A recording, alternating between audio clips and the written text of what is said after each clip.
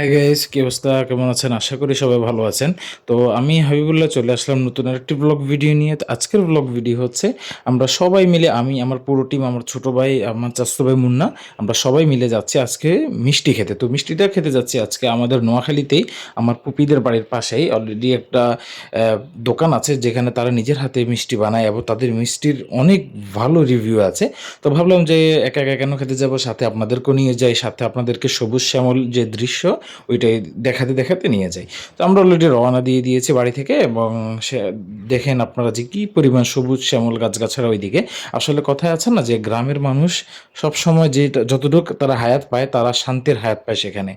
তো এমনি ঢাকা শহর থেকে যখনই আমরা দেশে গিয়েছি, যেই কদিন থেকেছি, অলরেডি অনেক অনেক ভালো লেগেছে, আমাদের মন দিল সব ভালো কই হয়ে কই কই গিয়েছে। যাইতেছ?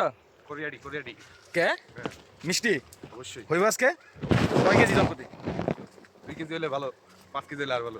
ওকে, দেখা যাক। তো অবশেষে হাসতে হাসতে আমাদের দোকান চলে আসে এবং আমরা মিষ্টির দোকানে প্রায় কাছাকাছি চলে আসি। এবং যখন এই যে এটাই যে এখন দেখবেন, এটাই হচ্ছে মূলত সেই মিষ্টির দোকান, এবং আপনাদেরকে দেখাচ্ছি। এই যে দেখুন, মিষ্টি অলরেডি তারা এরকম পাতিলে পাতিলে রান্না করে রেখে দেয়, মিষ্টি বানিয়ে রেখে দেয়, এবং আমরা per piece per plate plate করে নিতে চাচ্ছিলাম, মানে অনেকবার করে নিয়েছি এভাবে।